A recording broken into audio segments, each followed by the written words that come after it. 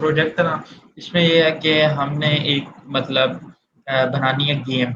जैसे rock paper scissor होती है ना, तो उस तरह की हमने हमें एक गेम चाहिए। तो उसमें क्या है कि यहाँ पे नया बार एक बेशक शो करा देंगे जहाँ पे वो नेम लिखा आ जाए ऐप का कुछ भी। और यहाँ पे मेरे पास एक बॉक्स होगा इस तरह तरीके से, सही है। उस पे मैं वो आइकन शो कराऊँगा, रॉक का हो गया, पेपर का और सीज़र का। जब उस पे क्लिक करेगा तो हम कंप्यूटर एक अपना बॉट मतलब डिसीजन लेगा, और फिर अगर तो वो विन हो रहा है तो विन डिस्प्ले करेंगे, ड्रॉ हो रहा है ड्रॉ, और फिर कंप्यूटर का भी स्कोर लिखेंगे और अपना भी स्कोर क्या चल रहा है। तो ये चीज़ें कुछ डिस्प्ले कराएँगे। सिंपल सी गेम है इतनी, इसमें जावास्क्रिप्ट यूज़ होगी और बाकी लेआउट के लिए एचटीएमएल सीएसएस। साथ किसी का कोई क्वेश्चन हो ना तो बेशक मैसेज। अबू बकर मीटिंग रिकॉर्ड करना स्टार्ट कर दो। अब एक फ़ोल्डर बना लेते हैं।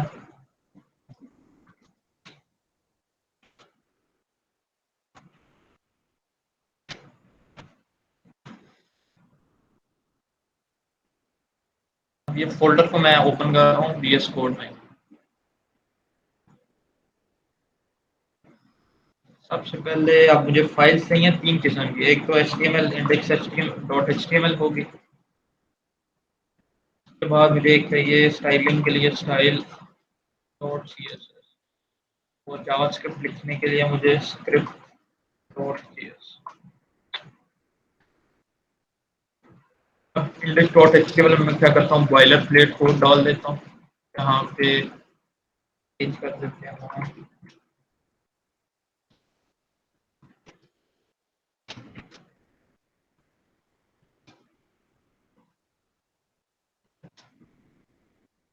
टाइटल आ गया। अब मैं इसको चेक करने के लिए एक हेडिंग दे देता हूँ कि काम कर रही है या नहीं, और इसके अलावा मैं लिंक कर देता हूँ सीएसएस फाइल को और स्लैश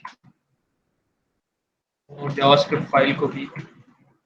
ये तो आपको पहले का आइडिया है ना कि मतलब लिंक कैसे करते हैं सारा। तो किसी को मतलब कोई चीज़ समझ नहीं आती तो बीच में बेशक मुझसे ना पता करें। जो जावास्क्रिप्ट होती है हम बॉडी टैग का जो एंड टैग होता है ना उसके ऊपर ही रखते हैं। अब लाइव सर्वर से ओपन कर रहा हूँ इसे, तो ये मेरे पास चल रहा है, सही है। अब मैंने सबसे पहले क्या करना है कि फ़ॉन्ट को एक तो मैं चेंज करता हूँ। जैसे मैंने पिछली बार बताया था, गूगल फ़ॉन्ट्स पे जाना है। गूगल फ़ॉन्ट्स में फ्री फ़ॉन्ट्स होती हैं, मतलब आप कोई भी यूज़ कर सकते हो जो आप पसंद आ रही है। डिफरेंट फ़ॉन्ट्स होती हैं। इज़िली आप ना कोड को कॉपी कर सकते हो। अब ये मेरे पास पहले से सिलेक्ट हुई हुई है, कोई भी फ़ॉन्ट सेलेक्ट करनी है। अब जैसे मेरे पास ये हुई हुई है, तो इसे मैं कैंसल करता हूँ, ये रोबोटो ही ले लेते हैं। तो यहाँ पे डिफरेंट स्टाइल्स गिवन होते हैं सिंपली। अब यहाँ से बंदा सिलेक्ट कर ले या मुझे कौन-कौन सी चाहिए, ठीक है। लाइट चाहिए, रेगुलर और मीडियम और बोल्ड रख देते हैं। हाँ, सही है, ओपन हो गया। ये दूसरी को मैं ज़रा माइनस कर रहा हूँ, जो पहले की सिलेक्ट थी। अब यहाँ पे हमारे पास ये तरीका होता है, इंपोर्ट कर सकते हैं हम जो सीएसएस की फाइल होती है उसमें। सबसे पहले तो मैं ये काम करता हूँ, यहाँ पे इंपोर्ट कर ली फ़ॉन्ट, और मैंने क्या करना है, एक तो ये करना है वो पैडिंग मार्जिन वगैरह को 0 करता हूँ।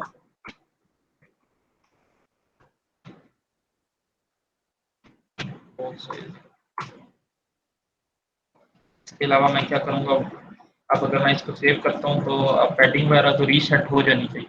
ये हो गया। अब फ़ॉन्ट चेंज करनी है। अब फ़ॉन्ट तब नहीं चेंज हुई, इंपोर्ट तो हो रही है, लेकिन मैंने फ़ॉन्ट फैमिली स्पेसिफाई नहीं की हुई। तो मैं यहाँ पे भी कर सकता हूँ, लेकिन बॉडी में करते हैं कि बॉडी में फ़ॉन्ट फैमिली जो है ये रोबोटो यूज़ करती है। अगर अब मैं जाता हूँ तो ये चेंज हो गया, ठीक है। ये थोड़ा-सा मैं ज़ूम कर लेता हूँ। स्टाइल डॉट सीएसएस भी हमारी सही तरीके से लिंक है। तो अब मैंने जैसे पहले कहा था कि ऊपर तो मुझे एक चाहिए नैव बार। तो नैव, अब हमारे पास ना ये कुछ टैग्स होते हैं, अगर आपको नहीं पता तो। ये एचटीएमएल5 में सिमेंटिक एलिमेंट्स होते हैं। जैसे वैसे तो हम div यूज़ कर सकते हैं, लेकिन बेटर प्रैक्टिस होती है नैव, सेक्शन, असाइड, इस तरह के टैग्स आए हुए हैं। इससे ये होता है गूगल के क्रॉलर्स वगैरह को ना थोड़ा-सा मतलब पता चल जाता है कि वेबसाइट सही तरीके से बनी बनी हुई है और वो थोड़ा आइडेंटिफ़ाई करते हैं। जैसे फुटर है तो उसको मैं डिव में भी रख सकता हूँ, लेकिन फुटर अगर मैं उसके लिए यूज़ करूँगा टैग तो वो बेहतर रहेगा। तो थोड़ी-सी एसईओ रैंक करने में थोड़ी-सी हेल्प होती है। तो अब मेरे पास एक नैब है और इसमें सिंपल सा अब क्या काम है, इसे मैं क्लास दे देता हूँ नैब बार की और मैंने सिंपल सा लोगो ही डिस्प्ले कराना है, ना इसमें कुछ भी।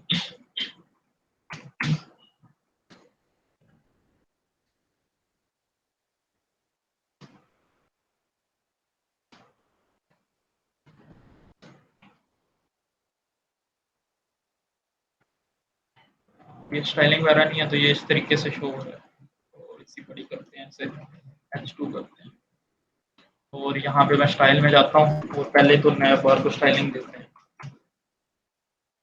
अब नया बार जो है मेरे पास तो सबसे पहले मैं पैडिंग दूंगा और पैडिंग में ऊपर और नीचे से 2 रैम दे देता हूँ और साइडों से 4 रैम। तो मैं जाता हूँ ये दरमियान में आ गया। अब मुझे इसे बैकग्राउंड कलर देना है तो सबसे मैं जाता हूँ कलर हंट डॉट सी ओ पे। यहाँ पे आप कलर्स वगैरह डिफरेंट ना कर सकते हैं, कोई भी आपको अगर कोई अच्छा लग रहा है।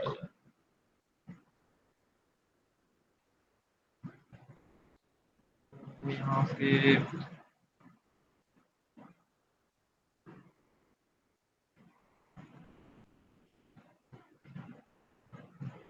ये वाला मैं कॉपी करता हूँ।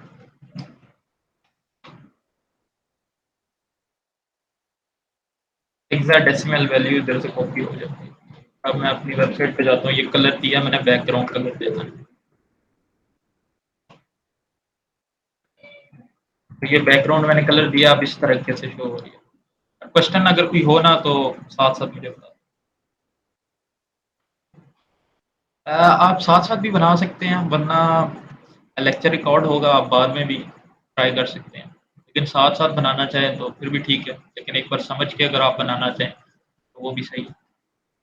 लेकिन बेहतर ये है कि पहले समझ लें, फिर बाद में अपने लिहाज से इसको मॉडिफ़ाई करें। अपने हिसाब से ना इसको कस्टमाइज़ करके बनाएँ। ठीक है, अब इसके अंदर ब्लैक कलर आ रहा है तो वो मैं व्हाइट कर देता हूँ। अब ये व्हाइट हो गया, सही लग रहा है। हाँ, सही है। ये ऊपर से थोड़ी-सी ज़्यादा हुई हुई है 1.6 रैम पे। तो ये थोड़ी-सी कम हो गई है। अब मेरे पास इस तरीके से शो हो रहा है, ठीक हो गया। और अब मुझे क्या चाहिए, यहाँ पे एक बॉक्स चाहिए, सही है, उसमें वो आइकन्स वगैरह डिस्प्ले कराऊँगा। तो सबसे पहले क्या करते हैं, अब एचटीएमएल में जाता हूँ, नैप का काम कंप्लीट हो गया। अब मुझे चाहिए डिव, ठीक है, डिव एक डिव हो गया। उसके अंदर अब वो मुझे बॉक्स टाइप चाहिए। पहले तो मैं बॉडी को हाइट दे देता हूँ या फिलहाल अब एक मेरे पास डिव है, ठीक है, उसमें एक और डिव है। उसमें मैं क्या करूँगा, उसको मैं लेफ्ट साइड पे मतलब राइट पे बेशक यहाँ पे रखूँगा और उसमें मैं शो कराऊँगा कि कंप्यूटर का कितना स्कोर है और आपका कितना स्कोर है। उसके नीचे एक मेरे पास और डिव होगा और वहाँ पे मैं क्या करूँगा, वहाँ पे वो आइकन्स वगैरह शो करूँगा और नीचे थोड़ा-सा टेक्स्ट शो करूँगा जब वो प्ले कर लेगा उसको, कि विन हुआ है या नहीं और कंप्यूटर। तो सबसे पहले यहाँ पे कुछ भी डाल देते हैं, अल्लाह ज़रा डाल देते हैं, कंप्यूटर 1 और यहाँ पे मैं डालता हूँ। अस्सलाम वालेकुम। शेयर थोड़ा ज़ूम इन और कर लें थोड़ा सा आप प्लीज़। अच्छा, हाँ, ठीक है। यहाँ पे अब मैं डिस्प्ले करूँगा कंप्यूटर स्कोर और योर स्कोर। अब ये यहाँ पे डिस्प्ले हो रहा है। अब ये मैं इसको ना मिडल में लाऊँगा ज़रा, पहले तो एचटीएमएल को डाल लेते हैं और अब ये जो मेरे पास है, ये मैं क्लास दे दूँगा गेम कंटेनर की, आप नाम वगैरह रख सकते हैं। क्लास नेम दे दूँगा स्कोर कंटेनर और इसके बाद एक डिव बनेगा, उसमें अब मैं आइकन्स लाऊँगा थोड़ी देर में और इसको क्लास में दे देता हूँ कोई भी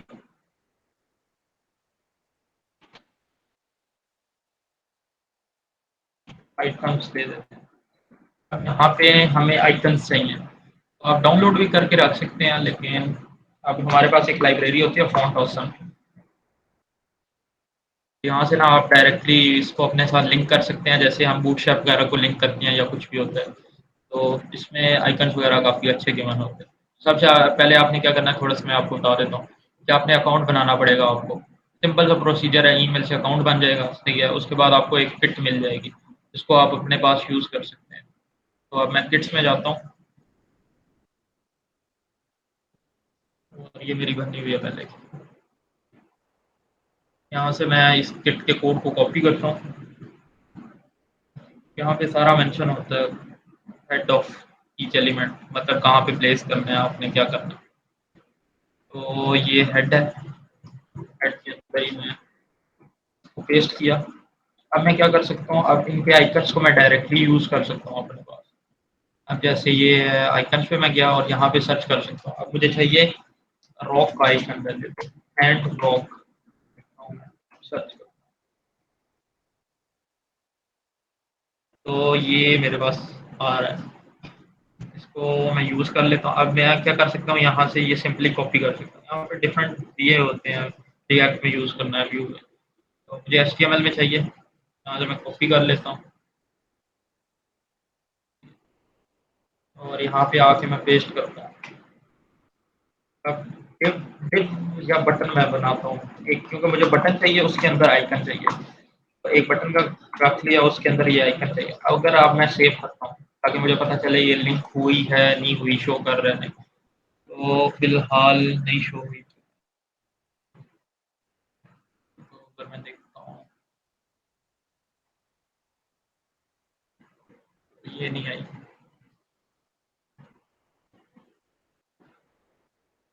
अब यहाँ से एसवीजी वगैरह भी कॉपी कर सकते हैं।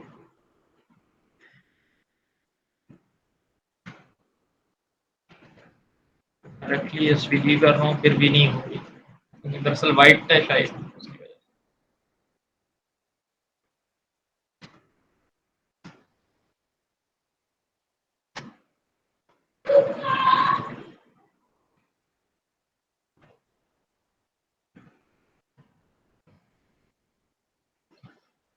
तो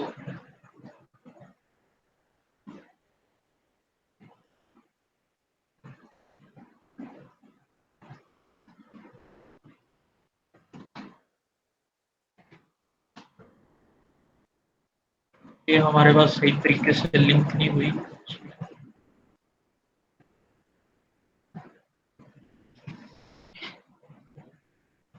ये एक्सपायर वगैरह ना।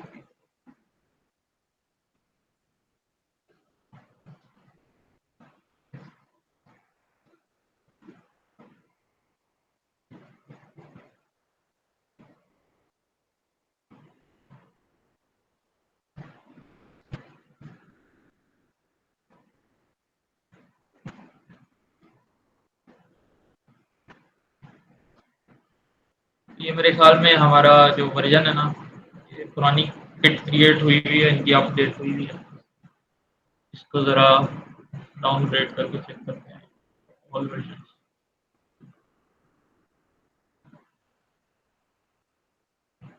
कोई भी मैं पिक कर,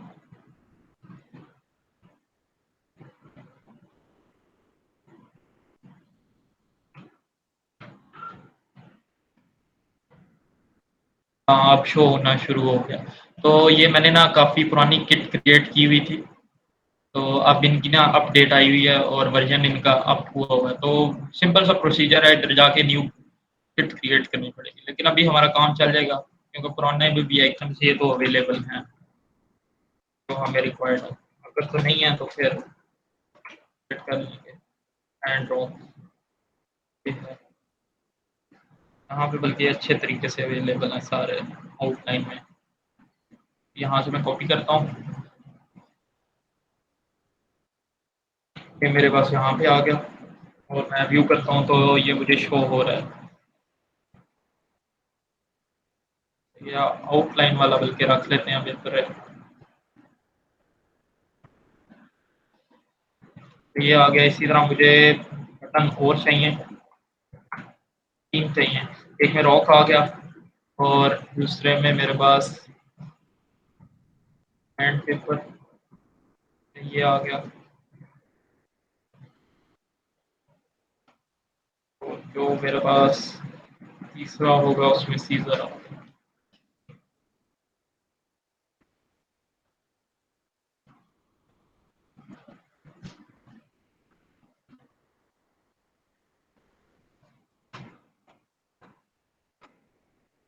अब ये क्लासेस वगैरह जो है ना ये फ़ॉन्ट ऑसम की है, ये वहाँ से आ रही है और ये खुद ना आइकन्स बन रहे हैं उसके लिहाज से।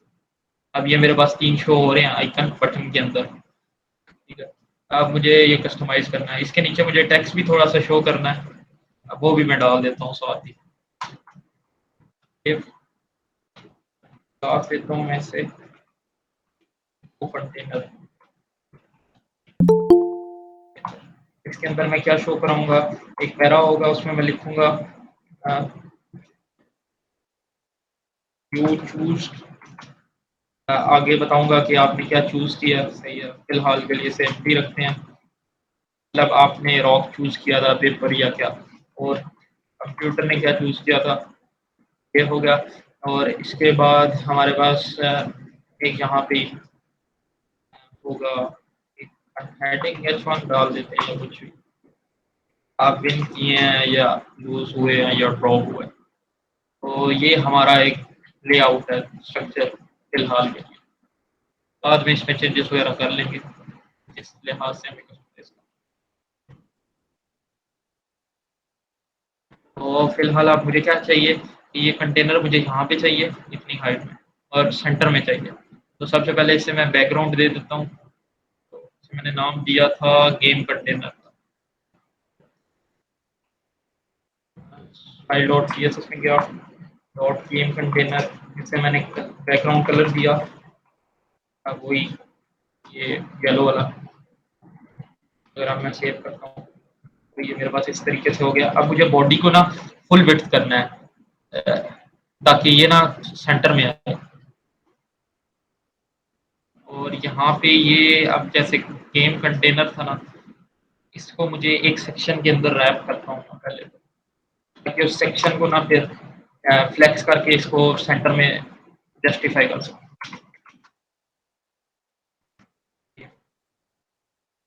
तो सबसे पहले मैं बॉडी को क्या करूँगा, हाइट दे दूँगा एक, हाइट दे दूँगा मैं इसे 100 VH, मतलब पूरी स्क्रीन को ये हाइट मिल जाए क्योंकि पूरे को मुझे चाहिए। ये आ गई। इसके बाद डॉट गेम का जो सेक्शन मैंने बनाया उसमें मैं क्या करूँगा, इसको डिस्प्ले करूँगा फ्लेक्स, जस्टिफाई कंटेंट सेंटर और अलाइन हेडर सेंटर, ताकि वर्टिकली और हॉरिजॉन्टली दोनों मुझे सेंटर में चाहिए। ठीक है, ये तो यहाँ पे हो गया। ठीक है, इसके अलावा मैं गेम को क्या करूँगा, इसको हाइट दूँगा मैं 100% की, जितनी भी हाइट अवेलेबल है उसको लेना है। ये अब यहाँ पे सेंटर पे हो गया, सही है। अब मैं क्या करूँगा, मुझे इस सेक्शन में तो नहीं, इधर पैडिंग चाहिए। पैडिंग मुझे चाहिए, पैडिंग ऊपर और नीचे से मुझे 3 रैम और साइडों से 5 रैम करके देखते हैं। तो ये इस तरीके से शो हो रहा है।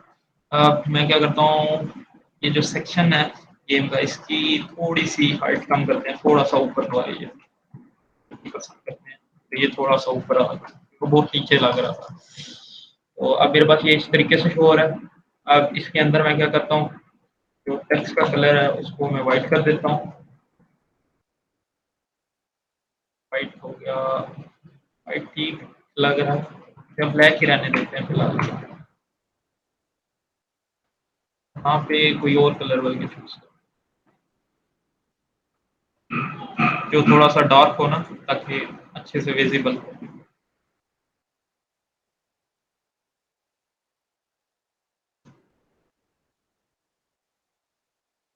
ये ब्लैक सही था कि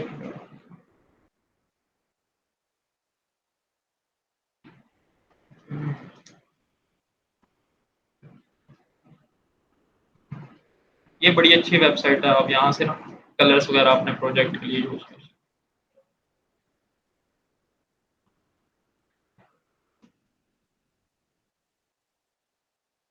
हाँ ये सही है। अब मैं इसका कलर वाइट करता हूँ। तो इस पे टेक्स्ट विजिबल नहीं था। अब मेरे पास इस तरीके से आ गया। अब मैं क्या करता हूँ, इस जो बॉक्स बनाया है इसको थोड़ा सा बॉर्डर रेडियस देता हूँ। बॉर्डर रेडियस दे दिया इसको 16 पिक्सल का, ताकि कॉर्नर्स थोड़े से राउंड हो जाए। ये हो गया काम। इसके बाद जो अब मेरे पास गेम कंटेनर के अंदर क्या है, एक स्कोर कंटेनर है। अब मैं उसको टारगेट करता हूँ।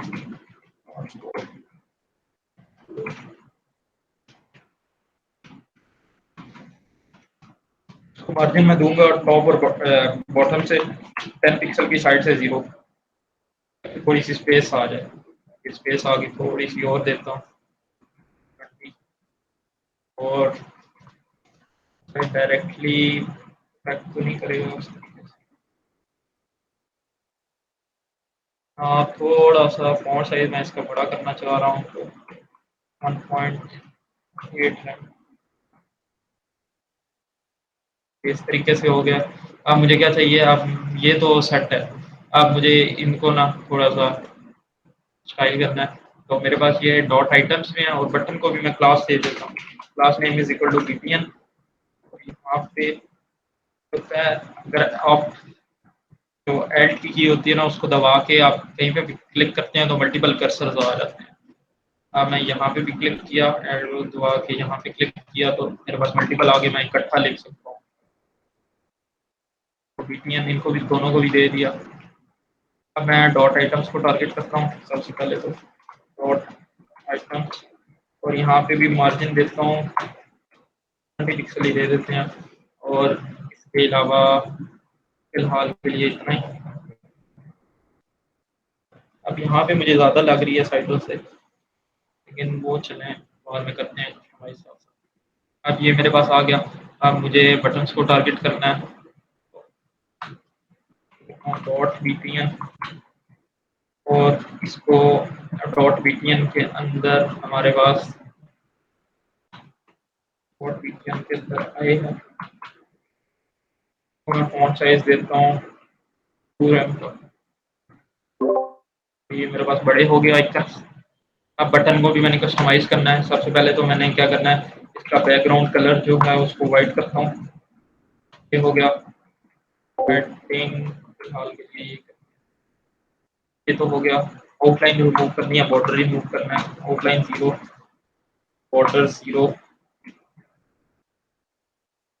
ये हो गया। पैडिंग दूंगा थोड़ी सी, पैडिंग इसको 2 की दे देते हैं। इस तरीके से हो गई, काफ़ी ज़्यादा हो गई है 1.69 की ज़्यादा।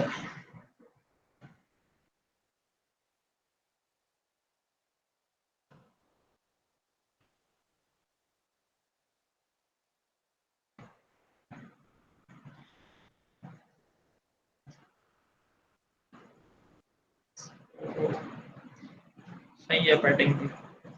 क्या करता हूँ मैं, इसको थोड़ा सा राउंडेड करना चाहता हूँ, मतलब फुल सर्कल बनाना चाहता हूँ। तो बॉर्डर रेडियस को मैं क्या करूँगा 50% दूंगा। इससे क्या होगा कि फुली राउंडेड हो जाएगा मेरे पास। इस तरीके से हो गया। अब बटन्स के अंदर मैं राइट पे मार्जिन दूंगा इनके, ऊपर और नीचे से मार्जिन नहीं देंगे, साइडों से इसको मार्जिन दे देंगे। तो ऊपर और नीचे से 0 और साइडों से 20 पिक्सल का डिस्टर्ब हो गया। क्या करता हूँ, डॉट आइटम्स को मैं डिस्प्ले फ्लेक्स कर देता हूँ। Justify content space between line item centre text direction को कॉल वो रो रहेगी। इस तरीके से हो गए। हाँ, गैप नहीं आया है। तो मैं क्या करता हूँ, गेम कंटेनर को मैं एक विड्थ भी दे देता हूँ, मिनिमम विड्थ। मिनिमम विड्थ इनको, इसको मैं गेम कंटेनर को दे दूंगा 60 BW view port width. Screen पे शो हो रही है काफी, ये तो ज्यादा हो गया।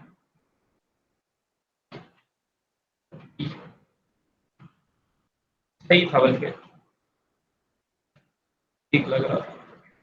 तो ये सही है। अब इसमें ये है कि अब मुझे फ़ील आनी चाहिए जब मैं इस पे होवर कर रहा हूँ ना, तो ये कर्सर चेंज होना चाहिए। तो इसके लिए मैं क्या करता हूँ, यहाँ पे कर्सर पॉइंटर कर देता हूँ। कर्सर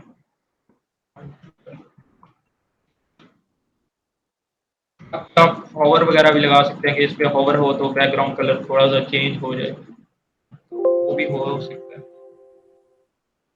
यहाँ पे क्या है कि यहाँ पे ये मार्जिन आइटम्स को मार्जिन आप देखें यहाँ पे साइडों से भी मिली हुई है।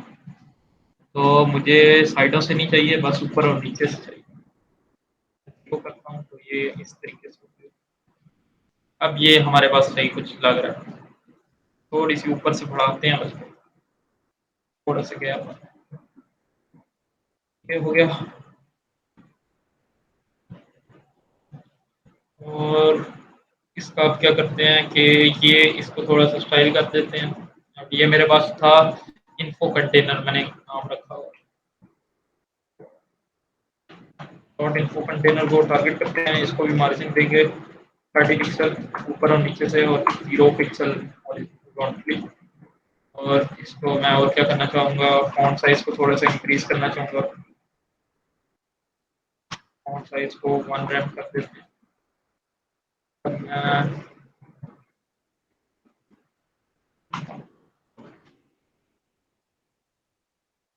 थोड़ा बड़ा हो गया। तो ये टेक्स्ट अलाइन भी सेंटर कर देता हूँ इसको।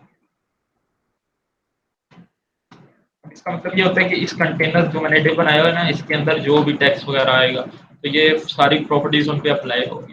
लेकिन अगर मैं उनको कोई स्टाइलिंग देता हूँ, तो वो प्रायोरिटी पे होंगी कि अगर मैं अब इसको टारगेट करके कोई देता हूँ, तो पहले वो होगा, फिर ये वाली हो।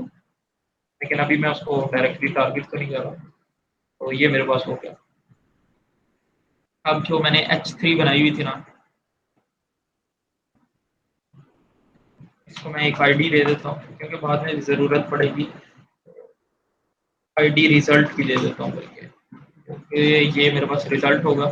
इसको मैं टारगेट करता हूँ थोड़ा-सा। आईडी को टारगेट करने के लिए हैश यूज़ होता है। क्लास को टारगेट करने के लिए डॉट यूज़ होता है, आईडी को हैश। तो इसको मैं मार्जिन दूँगा। मार्जिन दे देंगे हम इसको 50 पिक्सल। थोड़ी-सी ये आईडी लिख दिया मैंने, रिजल्ट भी थी मैंने इसे ऐड। तो ये मेरे पास आ गया। अब डिज़ाइन जो है बेसिक वो तो बन गया हमारे पास। इनको भी थोड़ा-सा जो पैरा है इनपे डॉट इन्फो कंटेनर के अंदर डायरेक्टली जो चाइल्ड हैं पैरास, उनको मैं मार्जिन टॉप और बॉटम से दूँगा 10 पिक्सल की और साइडों से 0। अब इनमें भी थोड़ी-सी स्पेस आ गई। तो एक बेसिक डिज़ाइन तो बन गया हमारे पास। ये अपने हिसाब से आप कस्टमाइज़ इसे भी कर सकते हैं। जैसे स्कोर कंटेनर है तो ये काफ़ी ज़्यादा मुझे लग रही है। एक तो इसे ये करते हैं और टेक्स्ट लाइन इसको भी सेंड कर देते हैं। ये अब सही है। और डॉट्स और कंटेनर के अंदर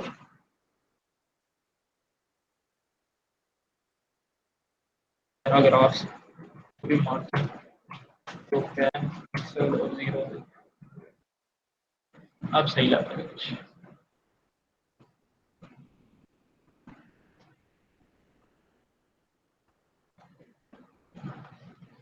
डॉट बीटीएम के दरमियान थोड़ी-सी मार्जिन रखता हूँ साइडों से, तो काफ़ी ये अब बेहतरीन है। तो अब हमारे पास ना एक डिज़ाइन तो कंप्लीट हो गया।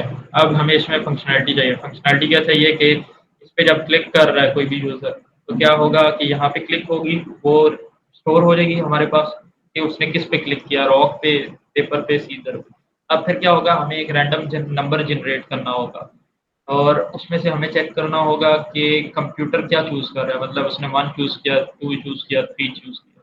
वो हमारे पास एक मतलब कंटेनर बना देंगे जिसमें रॉक, पेपर, सीज़र की वैल्यू होगी और फिर हम यहाँ पे डिस्प्ले करेंगे कि आपने क्या चूज़ किया था, कंप्यूटर ने क्या चूज़ किया और फिर वहाँ पे हमारे पास कंडीशंस लगेगी कि अगर तो हमने रॉक चूज़ किया है और नेस्टेड कंडीशन होगी फिर और कंप्यूटर ने क्या चूज़ किया अगर रॉक चूज़ किया, तो ड्रॉ हो गया। अगर हमने रॉक चूज़ किया और कंप्यूटर ने पेपर चूज़ किया तो इसका मतलब है कि हम जीत गए। ठीक है, ये एक तो टास्क हो गया और यहाँ पे डिस्प्ले कराएँगे यू विन, यू लूज़ और ड्रॉ। और फिर इसके बाद अगर तो हम जीते हैं तो कंप्यूटर स्कोर को हम +1 करेंगे और अ अगर हम जीते हैं तो हम अपने स्कोर को +1 करेंगे, अगर कंप्यूटर जीता है तो उसके स्कोर को +1। ये कुछ काम हमने करने हैं अभी। तो अब मेनली काम हमारा आ गया जावास्क्रिप्ट का। तो सबसे पहले मैं जेएस की फाइल में जाता हूँ। अब मुझे क्या-क्या चीज़ें यहाँ पे चाहिए। पहले तो ये तीनों बटन मुझे चाहिए, सही है, क्योंकि इन पे मुझे इवेंट लिस्टनर्स लगाने हैं कि अगर इस पे क्लिक करें तो ये हो, इस पे क्लिक करें तो ये हो। तो सबसे पहले मैं जाता हूँ इसे आईडी देता हूँ, आईडी क्योंकि आईडी से गेट करेंगे। तो आईडी इसको मैं देता हूँ रॉक वीपीएन की। तो मैं आईडी देता हूँ वीपीएन बटन के लिए यूज़ हो जाता है शॉर्ट फॉर्म। इसको आईडी मैं दे दूँगा यूज़र वीपीएन, सही हो गया। अब मुझे ये यहाँ पे चाहिए, तो मैं कॉन्स्ट सबसे पहले मैं लिख दूँगा rock VPN is equal to document dot get element by ID. यहाँ पे मैं आईडी का नेम दे दूँगा, क्या आईडी, क्या थी, रॉक वीपीएन, रॉक वीपीएन। इसी तरीके से हमारे पास पेपर का होगा एक, और एक मेरे पास वो दूसरा होगा सीजर।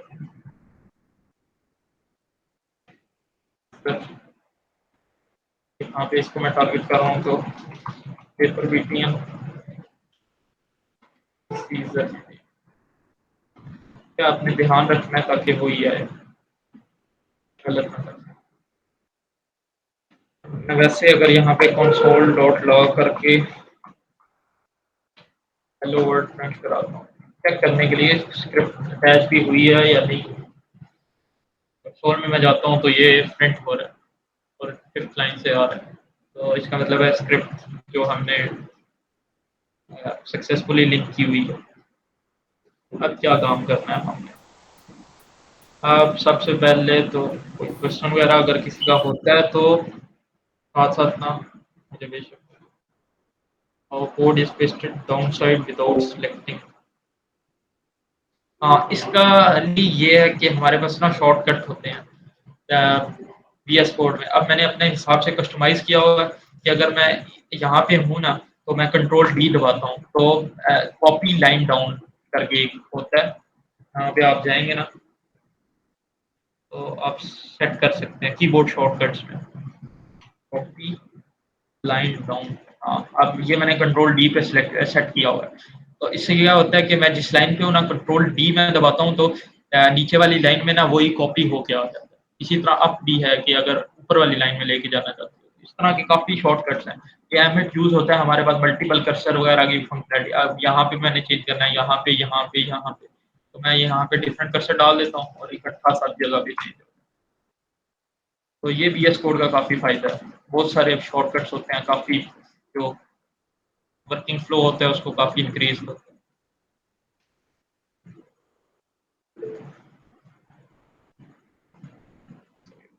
बाकी किसी का भी कोई क्वेश्चन हो तो अबू बकर यार बेशक मुझे साथ-साथ बताते हैं। तो हम थे ये बटन तो ले आए हम, सही है। अब बटन पे इवेंट लिस्टनर लगाना है कि रॉक वीपीएन पे जब कोई क्लिक करे तो rock VPN dot event add event listener dot click का लगाएंगे।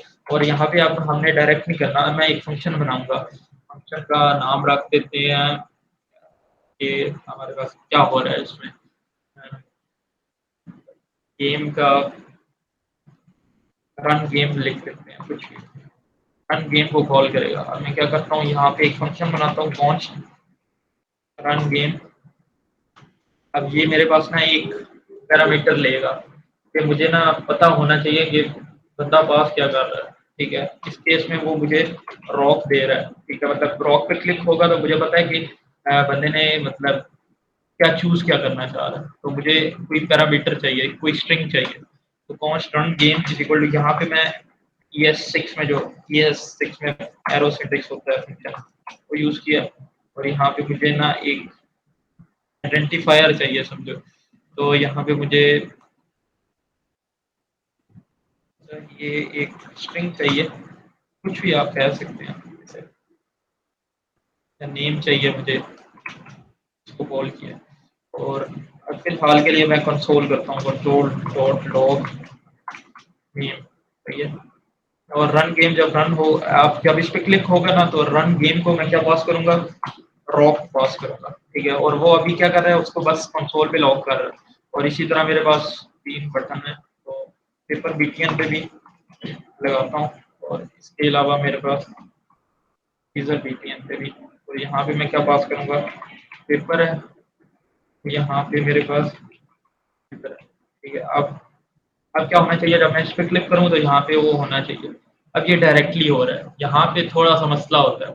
यहाँ पे अब क्या काम हो रहा है कि जब ये स्क्रिप्ट एग्जीक्यूट हुई है ना, तो इसने क्या किया, इसको फंक्शन को डायरेक्टली कॉल कर दिया, ठीक है। जब मैंने इसको ये इस तरह से पैरामीटर दिया हुआ है ना, तो यहाँ पे हमें क्या करना होता है, बस फंक्शन का नाम लिखना होता है।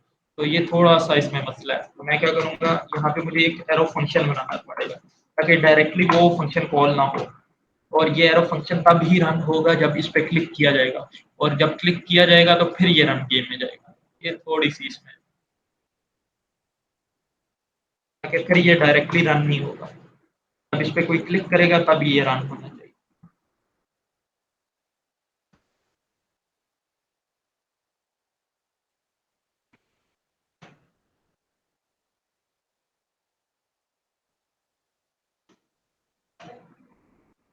क्या हो गया, तो मेरी अब नहीं रन हुआ वो। अब जब मैं इस पे क्लिक करूंगा तो रॉक, दोबारा क्लिक किया, रॉक रॉक रॉक, ठीक है, पेपर सीजर। अब ये काम डन हो गया। अब मैंने क्या करना है, सही है। अब हमारे पास रन गेम में ये है कि हमने सबसे पहले तो अ, ये काम करना है कि हमने ना एक रैंडम नंबर जनरेट करना है, और वो हमारे पास ना कंप्यूटर की चॉइस होगी।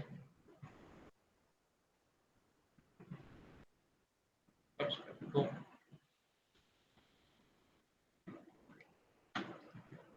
यहाँ पे मैं वो लेट भी करना है, वो साथ साथ हम पहले तो इसका काम करते हैं ना, फिर ये स्कोर वगैरह का भी करना है, कंडीशंस वगैरह का। तो एक फ्लो में चलते हैं अभी फिलहाल के लिए।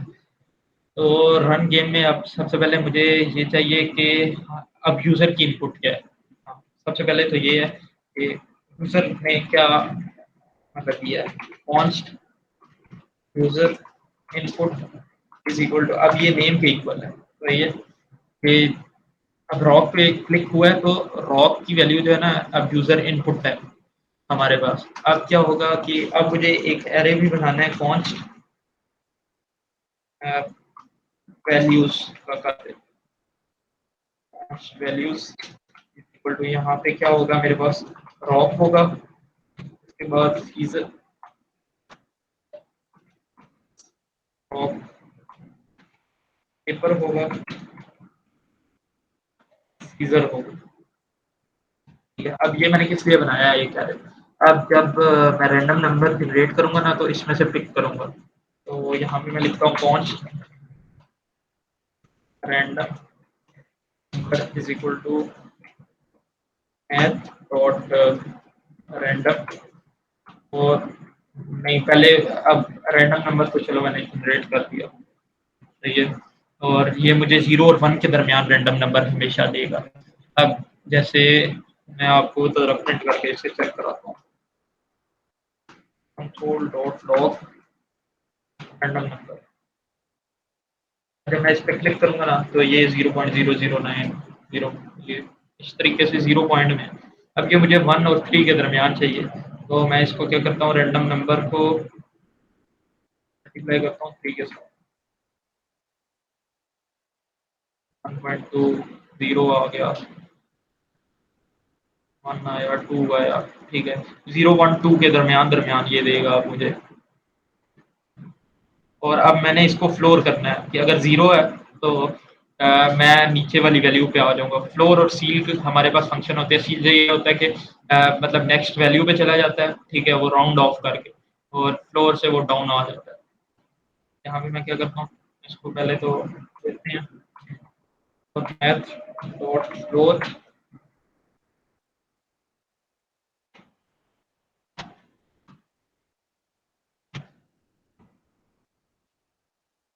2 आ गया, 0 1। अब ये मेरे पास ना इनपुट आ रही है 0 1 2। अब हमें यही चाहिए था।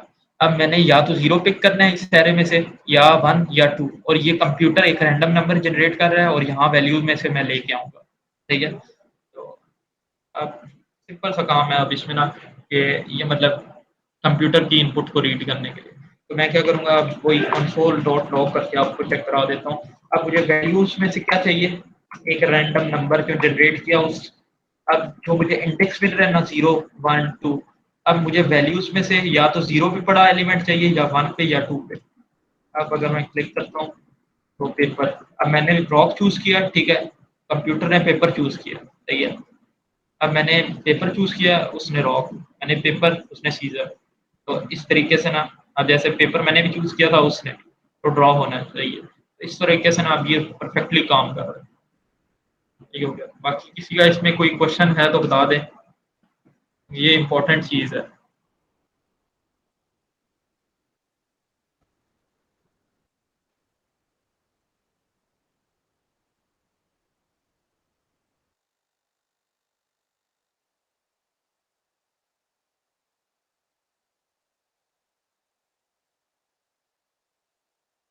अच्छा, फ्लोर की फंक्शनैलिटी ये होती है ना कि अब जब जैसे मेरे पास ना इधर नंबर है 32.23, तो फ्लोर क्या करेगा, इसको राउंड ऑफ करेगा लेकिन लोअर वैल्यू पे, मतलब इसको ना 33 नहीं बनाएगा, वो 32 कर देगा, इसकी वैल्यू 32 आ जाएगी। सही है?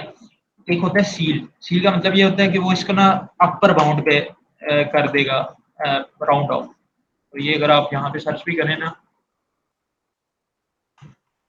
Math dot floor in JavaScript, वहाँ पे आपको अच्छे से मतलब समझ आ जाएगा। अब लिखा है in JavaScript floor is a function that is used to return the largest integer value that is less than or equal to the number. Floor function rounds a number down, कि उसको राउंड करता है लेकिन lower number पे। तो ये होता है फ्लोर।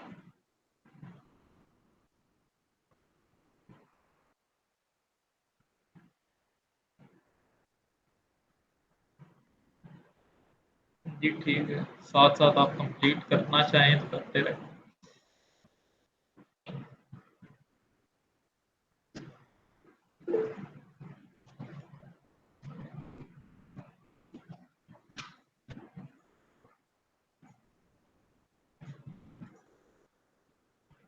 अब हमें वो लोअर बाउंड पे चाहिए था, हो सकता है आपको अपर बाउंड पे चाहिए होगा, लेकिन अब वो क्या होगा, इस केस में मेरे पास 0 1 2 से स्टार्ट हो रहे हैं। अब अगर मुझे 1 2 3 चाहिए था तो मैं मैथ और सील कर देता, उससे मेरे पास 1 2 3 आना शुरू हो जाता अपर बाउंड।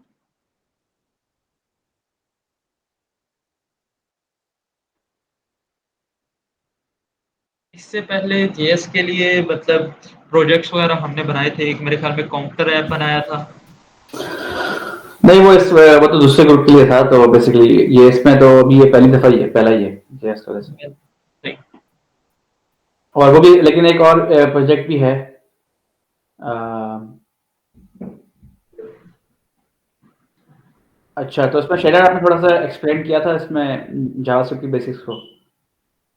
किसमें? अ, इस स्टार्टिंग में जब आपने जावास्क्रिप्ट इसमें यूज़ किया तो थोड़ा एक्सप्लेन किया था आपने जावास्क्रिप्ट की बेसिक्स को। जी मैं साथ साथ मतलब जो चीज़ें यूज़ कर रहा हूँ उनको एक्सप्लेन कर रहा हूँ। अब बेसिक से तो हम अगर करना स्टार्ट कर दें तो घंटा तो बेसिक्स में ही निकल। अच्छा, वो वैसे फहद, उसमें जो है ना हमारे पास जावास्क्रिप्ट के भी कुछ लेसन्स चल रहे हैं साथ साथ ना पैरेलल में। तो आपको फिर वो अबू बकर इनको आप भेज दीजिएगा, जो हमने किए थे ना थोड़े बहुत लेसन स्टार्टिंग में, वो वाले बेसिक फंक्शंस वगैरह के, तो वो इनको भेज दीजिएगा, ठीक है? उसके अलावा फहद, आपने अगर कैनवास फॉलो कर रहे हैं ना, तो जावास्क्रिप्ट का हम लोगों ने कुछ ट्यूटोरियल्स लगाए हुए हैं जो बेसिकली आपको पहले से देखने चाहिए मीटिंग में आने से पहले, ठीक है? अबू बकर, आप इनसे इनको जो है डिस्कॉर्ड पे भेज दें फहद को, ठीक है?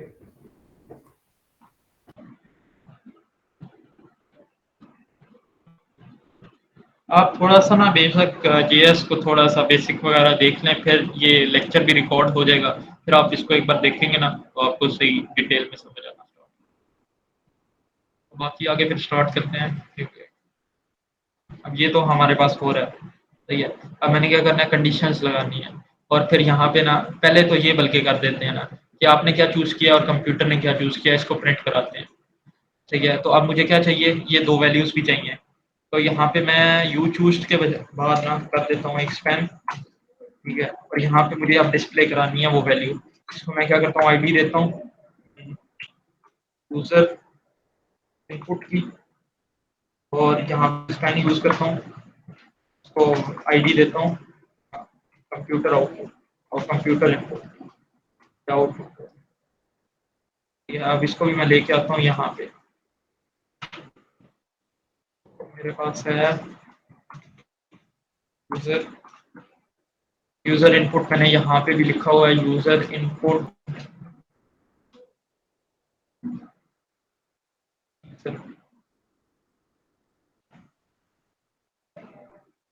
यूज़र चॉइस लिख देते हैं।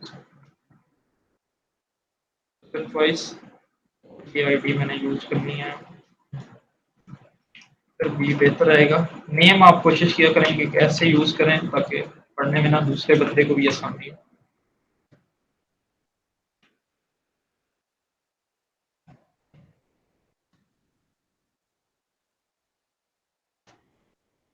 चॉइस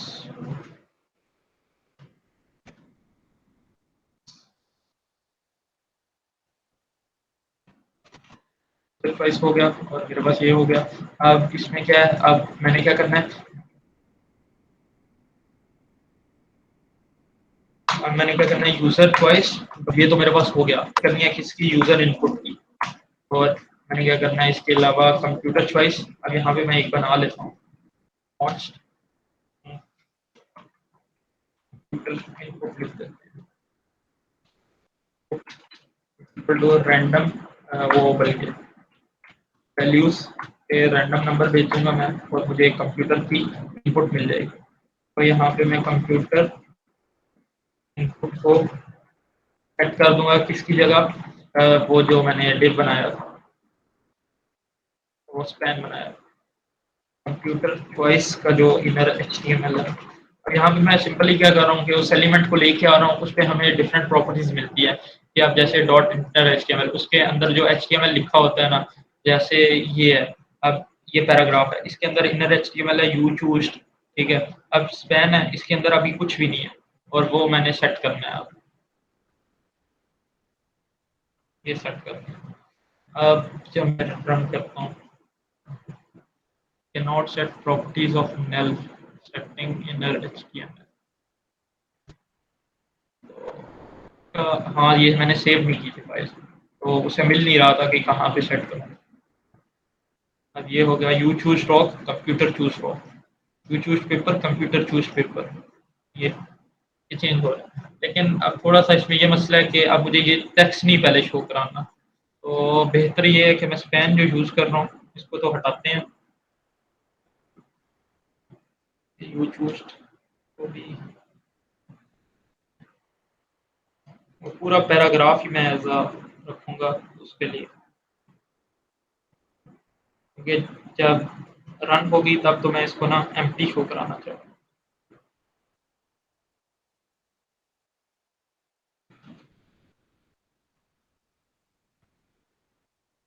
यहाँ पे मैं जाता हूँ, ये वो ही रहेगा, ठीक है।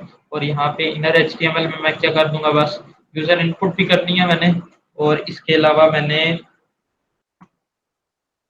यू पुश्ड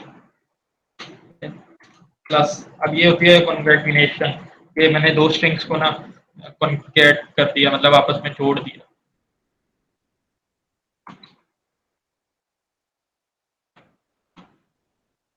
यहाँ पे मैं करूँगा,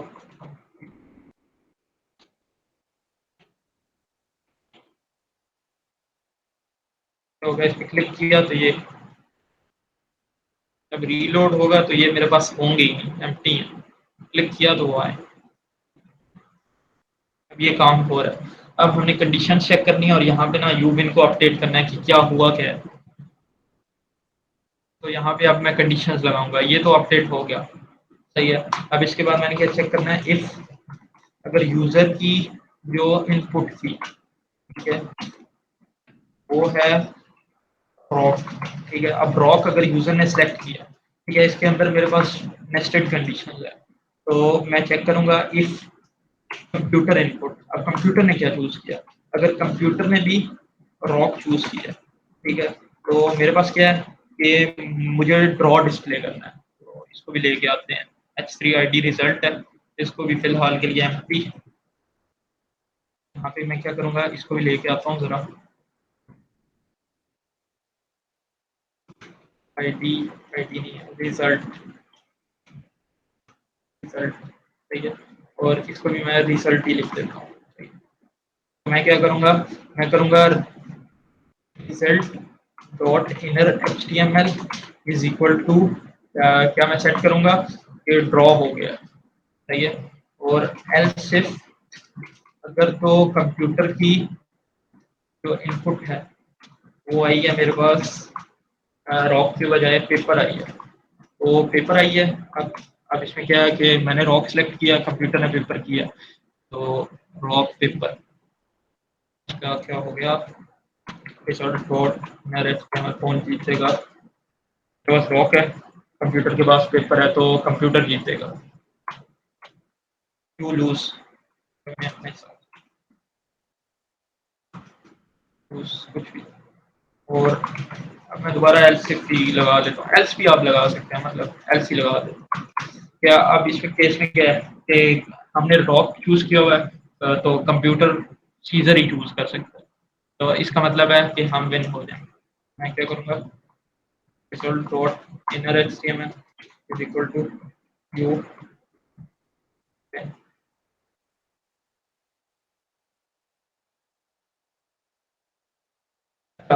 अब जैसे दूसरी लैंग्वेजेस होती है ना, अब इक्वल टू का तो मतलब ये होता है, हमारे पास असाइनमेंट ऑपरेटर, सही है। और वैसे दूसरी लैंग्वेजेस में हमारे पास ये होता है कि डबल इक्वल टू हमारा इक्वलिटी ऑपरेटर होता है, लेकिन जावास्क्रिप्ट में डबल इक्वल टू भी यूज करते हैं और ट्रिपल इक्वल टू भी। अब जावास्क्रिप्ट में क्योंकि हमारे पास ना वेरिएबल्स की डेटा टाइप नहीं होती, जैसे स्ट्रिंग है, इंटीजर है, या कुछ भी है। अब हो सकता है ये मेरे पास मतलब अगर नंबर था, तो उस केस में थोड़ा सा एरर आ जाता है कि हो सकता है मैंने वन एज अ स्ट्रिंग लिया हुआ है और वन एज अ इंटीजर लिया हुआ है, तो वहाँ पे ये डेटा टाइप को भी कंफर्म करने के लिए हम ट्रिपल इक्वल टू लगाते हैं। अब जैसे अब इसको मैं चेक अगर करता हूँ ना, वन इज इक्वल टू ए, तो मेरे पास फॉल्स आएगा। लेकिन अगर मैं ये चेक करता हूँ तो मेरे पास ट्रू आना चाहिए, क्योंकि नंबर तो इक्वल है, डेटा टाइप का फर्क है। ये चीजें होती हैं। अब ट्रिपल इक्वल टू हमारे पास रिकमेंडेड होता है कि ट्रिपल इक्वल टू जावास्क्रिप्ट में यूज करें। तो अब मैंने कंडीशन लिख दिया रॉक के लिए, अब रॉक वर्क करना चाहिए। रॉक पे क्लिक किया, ड्रॉ होगी कि दोनों ने रॉक चूज किया। दोबारा क्लिक किया, हम लूज हो गए, ड्रॉ हो गया, ठीक है। व्हेन ये चल रहा है, अब ये नहीं चल रहा है, सही है। अब उनके लिए लिखना है, तो यहाँ से मैं इसको कॉपी कर लेता हूँ, यहाँ पे एल्स इफ लगाऊंगा। अब यूजर ने चूज किया पेपर, ठीक है, कंप्यूटर ने चूज किया रॉक, तो पेपर और रॉक मतलब हम जीत गए। इसको मैं कॉपी मारता हूँ और यहाँ पे पेस्ट। और अब कंप्यूटर ने पेपर चूज किया, मैंने भी, और यहाँ पे क्या आना चाहिए, ड्रॉ, ठीक है। और वरना क्या होगा कि यू यूज, मतलब उसने सीजर चूज किया कंप्यूटर ने, हमने पेपर यूज किया। और इसके बाद हमारे पास एलसिफ एक और आएगी, ठीक है। और यहाँ पे अब हमने क्या चूज किया, सीजर। ये ध्यान रखना है, अब ये एस बड़ा होना चाहिए, क्योंकि यहाँ पे ना अब मैं उसको कैपिटल पास कर रहा हूँ, ठीक है, स्मॉल वगैरह नहीं। अब मेरे पास मैंने सीजर चूज किया, कंप्यूटर ने रॉक चूज किया, तो कंप्यूटर विन होगा, यू लूज। और अगर तो मैंने रॉक चूज किया और कंप्यूटर ने पेपर चूज किया, तो इसका मतलब है नहीं। अगर हाँ, मैंने बल्कि सीजर चूज किया, कंप्यूटर ने पेपर चूज किया, यहाँ पे टू विन। और वरना क्या होगा फिर, अगर दोनों ने सीजर चूज किया तो ड्रॉ होना चाहिए। ये ये ना हो बीच में गलती वगैरह हुई हो, क्योंकि मैंने भी इसी तुक्के पे ही थोड़ा बहुत। आप अपने पास ना इसका वो रूल्स वगैरह अपने हिसाब से चेक करें। अब मैंने यहाँ पे क्लिक किया, you choose rock, computer choose rock, draw हो गया। दोबारा क्लिक किया, मैं विन होगा। अब यहाँ पे मैंने क्लिक किया जब, अब मैं पेपर चूज कर, तो कंप्यूटर ने भी पेपर चूज किया, ड्रॉ हो गया, ठीक है, मैं हार गया, सही है। मैंने पेपर चूज किया था, उसने सीजर, तो मैं हार गया। और ड्रॉ, लूज, अब ये रैंडम इनपुट है, ठीक है, हो सकता है आप जीतते रहो, हारते रहो, ये कंप्यूटर पे डिपेंड करता है। मैंने सीजर, ये सारी आप वर्क कर रही हैं। अब हमारे पास क्या रह गया कि कंप्यूटर स्कोर और अपने स्कोर को अपडेट करना है। अब इसमें सिंपल सा है कि ये वैल्यूज मैं लेके आऊंगा। अगर तो मैं जीत रहा हूँ तो मैं इसको +1 कर दूंगा, अगर मैं हार रहा हूँ, ठीक है, तो कंप्यूटर को +1 कर, कंप्यूटर जीत रहा है। तो सबसे पहले मैं जाता हूँ, आईडी से देता हूँ कंप्यूटर स्कोर, इसे आईडी में क्या देता हूँ, यूजर स्कोर। टॉप पे ये हमेशा जो वेरिएबल्स वगैरह लेके आते हैं, ये हमेशा टॉप पे रखने हैं, ये नहीं कि नीचे रख दो, क्योंकि वो एक्सेस नहीं होगा। लिखता हूँ computer score is equal to document dot get element by ID, नाम क्या रखा था,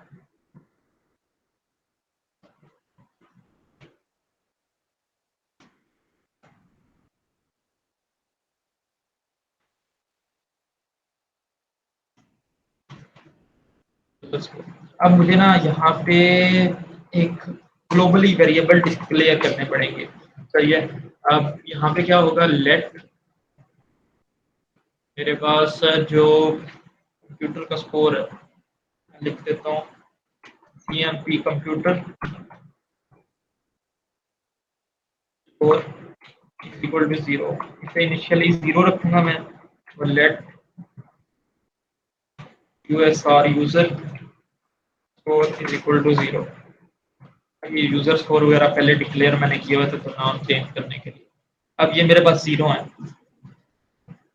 अब क्या होगा कि जब मैं जीतूंगा, मतलब यहाँ पे है कि अब ये तो ड्रॉ हुआ है, अब मैं हारा हूँ, तो इसका मतलब क्या है कि अब मैंने क्या करना है, अब ये भी मैंने चेक करना है कि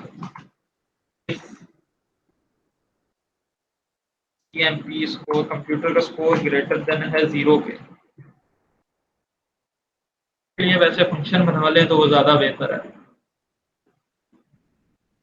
क्योंकि अब मुझे बार बार कंडीशन रिपीट करनी पड़ेगी। तो मैं फंक्शन बना लेता हूँ, कॉन्स्ट इंक्रीमेंट इक्वल टू एक एरो फंक्शन बनाया, सही है,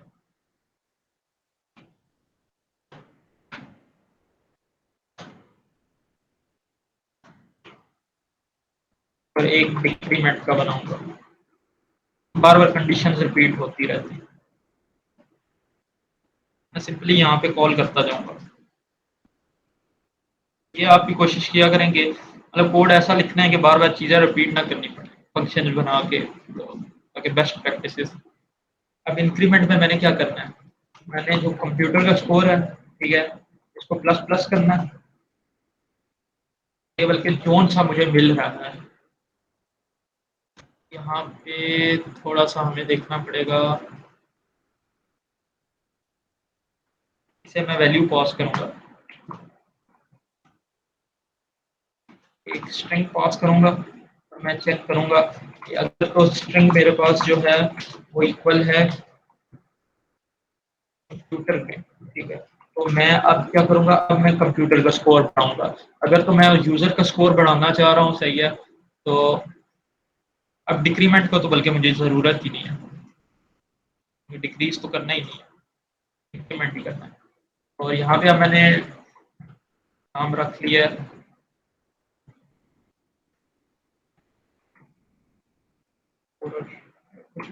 रख लेते हैं स्ट्रिंग इज इक्वल टू अगर तो कंप्यूटर है, तो अब मैं कंप्यूटर का स्कोर बढ़ाऊंगा, कंप्यूटर स्कोर प्लस प्लस, और मैं क्या करूंगा, अब ये मैंने अपडेट भी करना है वहां पे, computer score dot inner HTML is equal to computer score, वरना मैं क्या करूंगा, एल्स, वरना मैं यूजर का स्कोर बढ़ाऊंगा, यूज़र स्कोर, और जो मेरे पास HTML में यूज़र स्कोर का एलिमेंट है, उसके अंदर मैं क्या करूँगा, यूज़र स्कोर डाल। अब इसको मैंने सिंपली कॉल करना है इंक्रीमेंट को, और इसको मैंने ना एक स्ट्रिंग देना है कि किसका स्कोर, अगर कंप्यूटर का बढ़ाना है तो ये कर देगा कंप्यूटर के स्कोर को, वरना अगर कुछ और देंगे या हम वैसे तो यहाँ पे एक कंडीशन एल्स इफ ही लगाते हैं बेहतर, अगर हम गलत दे देते हैं कुछ ना तो वो नहीं होना चाहिए। Else if string is equal to user है तो तब यूजर का स्कोर उठाना है। तो सिंपली अब ड्रॉ हुआ है तो मैंने कुछ नहीं करना, और अगर मैं हारा हूँ तो मुझे क्या करना है, इंक्रीमेंट को कॉल करना है, और इसको मैं क्या करूँगा, कर दूंगा, सही है। वरना क्या होगा, मैं इंक्रीमेंट को फंक्शन कॉल करूँगा और इसको मैं यूज़र दूंगा, क्योंकि अब मैं जीता हूँ तो मेरा स्कोर बढ़ना चाहिए। इसी तरीके से अगर मैं जीता हूँ,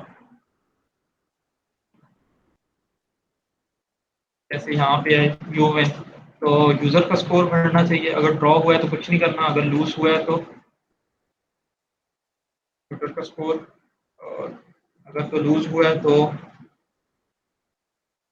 कंप्यूटर का स्कोर, अगर तो विन हुआ है तो यूज़र का स्कोर, अगर ड्रॉ हुआ है तो कुछ, ये कुछ चीज़ें होगी। अब ये मेरे पास वर्क करना चाहिए। अब रन करता हूँ, इनिशियल स्कोर को मैं 0 ही करता हूँ यहाँ पे। अब मेरे पास थोड़ा सा मसला ये भी है कि मुझे ये चीज़ें भी डिस्प्ले करानी है, तो अगर मैं करता हूँ तो अब ये मेरे पास मिट जाएगा, क्योंकि वो बस यूज़र का स्कोर को डिस्प्ले कराएगा। ड्रॉ हुआ है, अब जैसे ही मैं जीतता हूँ ये, लेकिन मुझे यहाँ पे चाहिए कंप्यूटर स्कोर, तो मैं क्या करता हूँ, पहले तो इससे मैं स्पैन में डालता हूँ, स्पैन में ये, अब यहाँ पे मैंने अपडेट किया, यहाँ पे भी हो गया, तो ये ऑटो रीनेम टैग होता है, एक एक्सटेंशन यहाँ पे डाउनलोड की हुई है, उसकी वजह से ये चीज़ें हो गई। वरना अगर मैंने वो एक्सटेंशन नहीं की हुई है तो मुझे यहाँ पे भी नाम चेंज करना। ये हो गया। अब इसको मैंने क्या करना है, एक पैराग्राफ के अंदर रखना है, और पैराग्राफ में ये टेक्स्ट देना है, स्पैन के अंदर बस स्कोर में रखूंगा, ताकि ये अपडेट ना हो, स्कोर बस अपडेट हो। इसी तरह इस केस में मैं क्या करूँगा, पहले इसे मैं कट करता हूँ, पैराग्राफ रखता हूँ, और ये स्कोर वाली फील्ड लेके आता हूँ, पैराग्राफ में रखता हूँ, ताकि ये स्पैन वाला बस अपडेट हो।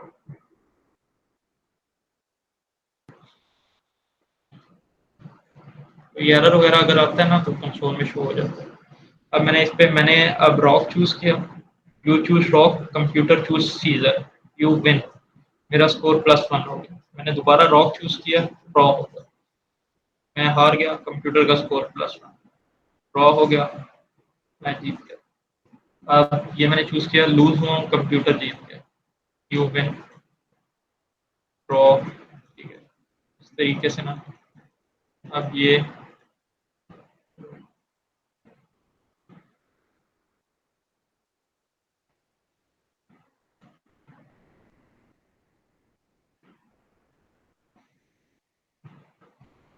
अब ये बिल्कुल सही काम कर रहा है। इसमें मुझे लग रहा है जैसे लूज में अपडेट नहीं हो रहा कंप्यूटर का स्कोर, सीजर वाले केस में। तो मैं चेक कर लेता हूँ कि अगर तो लूज हुआ है तो कंप्यूटर, अब यहाँ पे ये जैसे मैंने डबल यू डाला हुआ है, उसकी वजह से वो अपडेट ही नहीं हो रहा था कंप्यूटर। अब मैं विन किया हूँ तो मेरा अपडेट हो रहा है, और अब हारता हूँ तो ये हमारे पास एक बेसिक सी जो गेम थी वो कंप्लीट हो गई।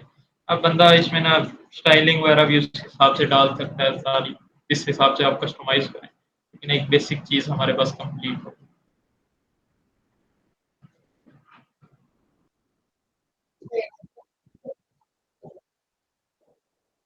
अच्छा हाँ, वो मैं डाल के ना फिर लिंक शेयर कर दूंगा। बाकी किसी का कोई क्वेश्चन वगैरह है?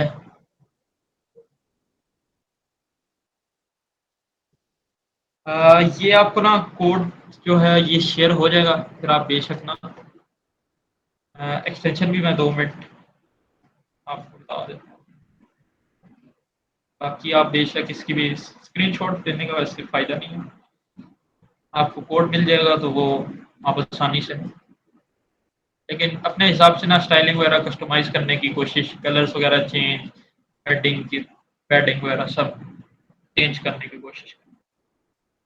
तो एक्सटेंशन मेरे पास होती है, अब ये डिफरेंट एक्सटेंशंस हैं, ठीक है, ऑटो रीनेम टैग करके, इससे ये काम होता है। इसके अलावा आप ये कुछ एक्सटेंशंस आपके लिए अच्छी रहती हैं, ब्रैकेट पेयर कलराइज़र, थोड़ा-सा ब्रैकेट्स में डिफरेंस आ जाता है, डिफरेंट कलर्स की हो जाती हैं, जैसे जेएस में करते हैं ना, अब जैसे ये है, तो ये थोड़े और कलर की है, मुझे विज़िबल है कि ये कहाँ पे ब्रैकेट ये वाली खुली है, इसका कलर और है, ये यहाँ पे बंद हो रही है, ये येलो हो गई है, वरना वो एक जैसी हो जाती हैं, तो उसका भी काफ़ी मसला है। और इसके अलावा एक हमारे पास होता है प्रिटियर कोड फॉर्मेटर, तो ये भी आप करें। अब जब इसको ना मैंने सेव से भी मैच किया हुआ है, अब जैसे ही मैं कोई चेंजेस करता हूँ ना, तो कंट्रोल एस करता हूँ, तो ये खुद ब खुद ना इससे कोड को फॉर्मेट कर देता है।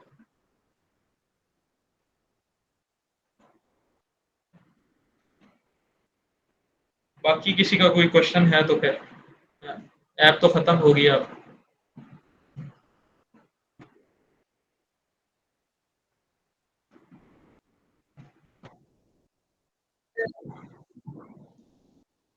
अच्छा,